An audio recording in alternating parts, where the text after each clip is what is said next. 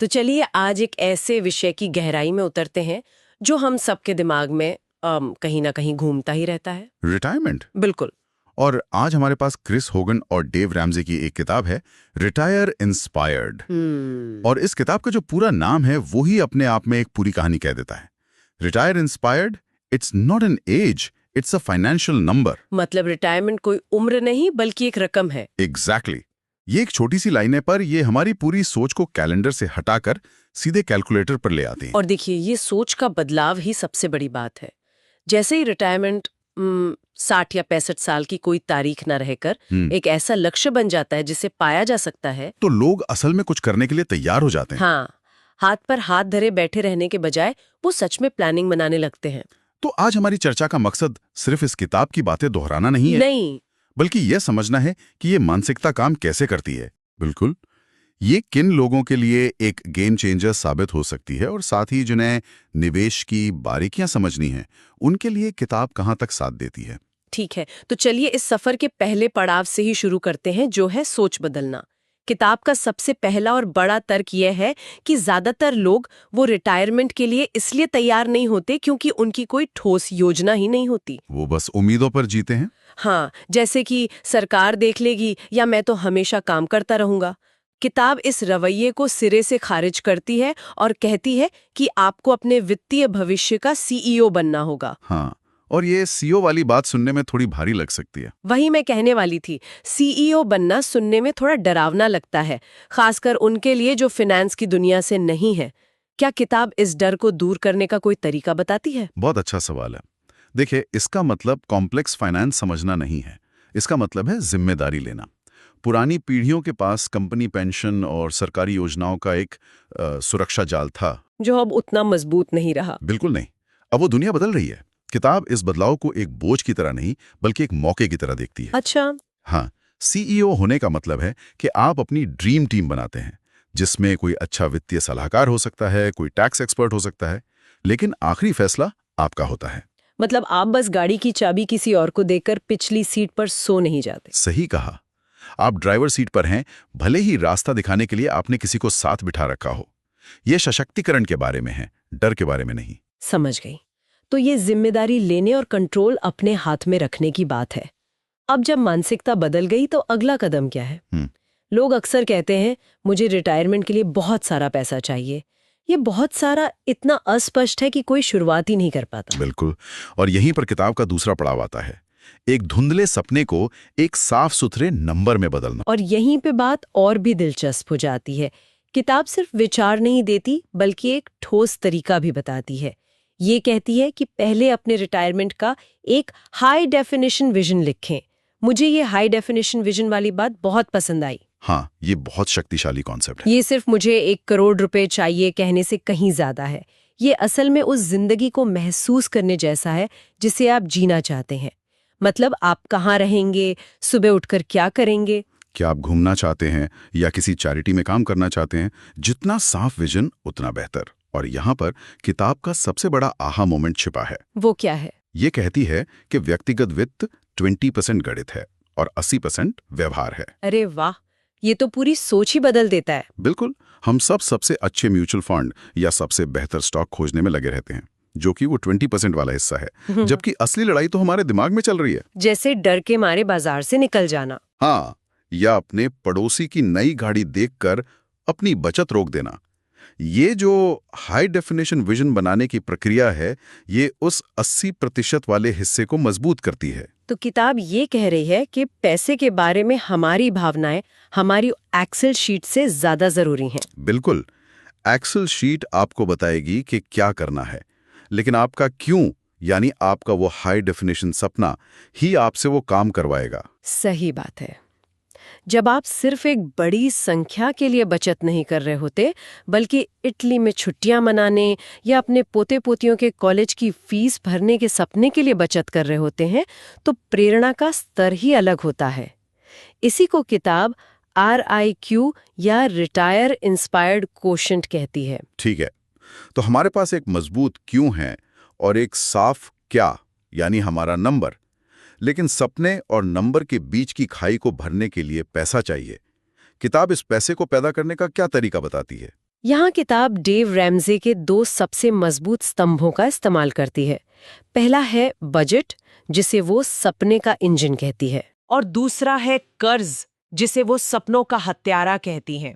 बिल्कुल। मुझे ये उपमाएं बहुत अच्छी लगी, सपने का इंजन और सपनों का हत्यारा। चलिए पहले इंजन की बात करते हैं। बजट को लेकर इसका क्या नजरिया है? ज्यादातर लोग तो बजट को एक बंधन की तरह देखते हैं। किताब इसी सोच को बदलना चाहती है। ये कहती है कि बजट बंधन नहीं, आजादी है। ये आपके पैसे को ये बताने की योजना है कि उसे कहाँ जाना है, बजाय इसके कि आप महीने के अंत में सोचें कि सारा पैसा कहाँ चला गया। एग्जैक्टली। यहाँ जीरो बेस्ड बजटिंग के आइडिया पे जोर दिया गया है। हाँ, ये जीरो बेस्ड बजटिंग का आइडिया बड़ा दिलचस्प है। क्या आप इसे आसान शब्दों में समझा सकते हैं? जरूर। इसका मतलब ये नहीं कि आपके पास 0 रुपए बचे। इसका मतलब है कि हर महीने के शुरू में आप अपनी आमदनी के हर 1 रुपए को कोई ना कोई काम सौंप देते हैं। अच्छा, मतलब इतना किराया, इतना खाना, इतना निवेश, इतना मनोरंजन। हाँ, ताकि महीने के अंत में कोई भी पैसा बेकार या बिना काम का ना बचा रहे। इससे आप अपने पैसे पर पूरा नियंत्रण रखते हैं। साथ ही किताब लाइफस्टाइल क्रीप से बचने की भी सलाह देती है। हाँ, ये लाइफस्टाइल क्रीप तो बहुत ही आम बात है। जैसे ही सैलरी बढ़ती है, लगता है चलो अब बड़ी गाड़ी ले लेते हैं, और पता ही नहीं चलता कि बड़ी हुई सैलरी कहाँ चली गई। सही कहा। तो ये इंजन तो समझ आ गया। अब उस हत्यारे यानी कर्ज के बारे में क्या? कर्ज को लेकर किताब का रवैया बिल्कुल साफ और बहुत सख्त है। ये कहती है कि निवेश के लिए अपनी आय का 15% या ज्यादा हिस्सा आजाद कराने के लिए आपको हर तरह के उपभोक्ता कर्ज को खत्म करना ही होगा। Credit card, car loan, personal loan, सब। ये तो डेव रैम्से की पहचान है ना? कर्ज के खिलाफ एक तरह का युद्ध। बिल्कुल। और ये उन लोगों के लिए कमाल का काम करता है जो कर्ज में डूबे हैं। लेकिन कुछ लोग अच्छे कर्ज और बुरे कर्ज की बात भी तो करते हैं, जैसे होम लोन। क्या किताब इस पर कुछ कहती है? ये एक अहम सवाल है। देखिए, किताब की दुनिया में घर के लोन को छोड़कर लगभग हर कर्ज बुरा है। क्यों? क्योंकि ये आपकी सबसे बड़ी दौलत बनाने वाली मशीन, आपकी आमदनी पर कब्जा कर लेता है। तो ये नजरिया थोड़ा ज्यादा ही सरल नहीं है? हाँ, कुछ वित्तीय विशेषज्ञ यहाँ तर्क दे सकते हैं कि ये थोड़ा ज्यादा ही सरल है।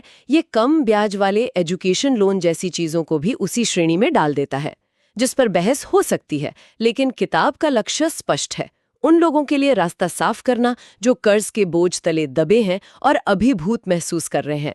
तो ये एक तरह से उन लोगों के लिए एक सख्त डाइट प्लान जैसा है जिन्हें जल्दी वजन कम करने की जरूरत है। ये हर बारीकी में नहीं जाता, बल्कि एक सीधा रास्ता दिखाता है।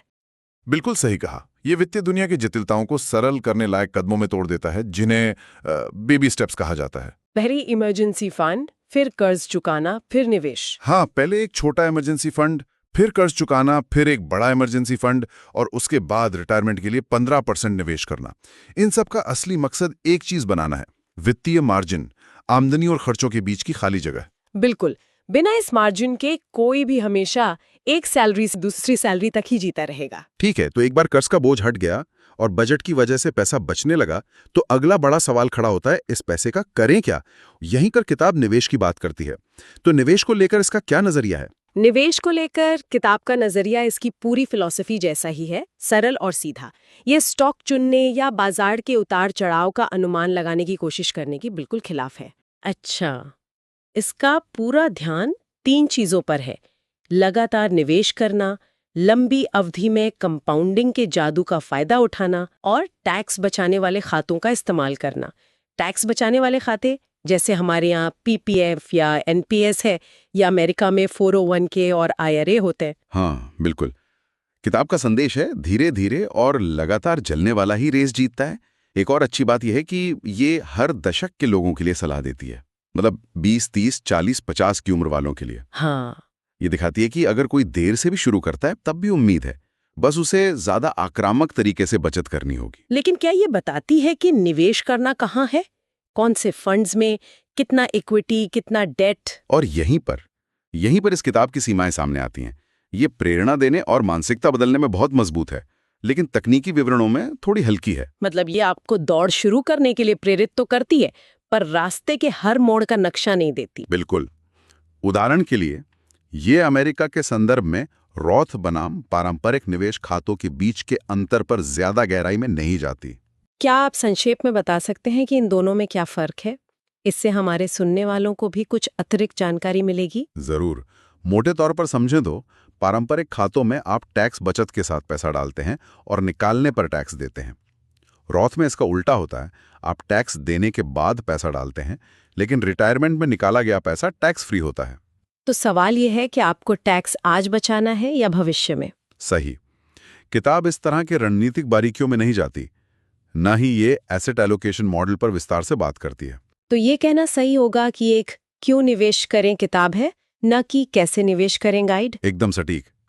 ये आपको बताती है कि पहाड़ पर चढ़ना क्यों जरूरी है और आपको चढ़ने के लिए तैयार करती है, लेकिन यह आपको पर्वतारोहण की तकनीकें नहीं सिखाती।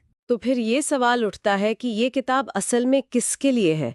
अगर कोई पहले से ही निवेश कर रहा है और अपनी रणनीति को और बेहतर बनाना चाहता है तो शायद ये उसके लिए नहीं है। बिल्कुल। समीक्षाओं और किताब की शैली को देखते हुए ये उन 20 से 40 साल के लोगों के लिए आदर्श है जिन्होंने अभी तक रिटायरमेंट की योजना बनाना शुरू नहीं किया है, या जो उपभोक्ता कर्ज में डूबे हुए हैं। हाँ, और उन्हें एक सीधी साधी प्रेरित करने वाली आवाज की जरूरत है। इसका लिखने का अंदाज भी एक कोच जैसा है, ऊर्जा से भरपूर, कहानियों पर आधारित और भावनात्मक। अच्छा, तो इसमें किस्से भी हैं? बहुत सारे। क्रिस होगन सफल और असफल हुए लोगों के कई किस्से सुनाते हैं, ये दिखाने के लिए कि कैसे साधारण आय वाले लोग भी समय और अनुशासन से करोड़पति बन सकते हैं और कैसे ज्यादा कमाने वाले लोग भी खराब आदतों के कारण दिवालिया हो सकते हैं। तो ये एक तात्कालिकता की भावना पैदा करती है, एक तरह से उस मोटिवेशनल कोच की तरह है जो आपको जिम जाने के लिए उत्साहित करता है। हाँ, लेकिन आपको सही व्यायाम तकनीक और डाइट प्लान के लिए शायद एक विशेषज्ञ ट्रेनर या ज्यादा विस्तृत गाइड की जरूरत पड़ेगी। आपने बिल्कुल सही सार निकाला। ये वो पहली चिंगारी है जो आग लगाती है। और बहुत से लोगों के लिए वो पहली चिंगारी जलाना ही सबसे मुश्किल काम होता है। इस किताब को एक नींव की तरह देखना चाहिए जिसके ऊपर आप अधिक तकनीकी जानकारी की इमारत खड़ी कर सकते हैं। तो इन सब का क्या मतलब है? अगर हम इस पूरी चर्चा को समेटें तो रिटायर इंस्पायर्ड का मुख्य संदेश सरल और शक्तिशाली है।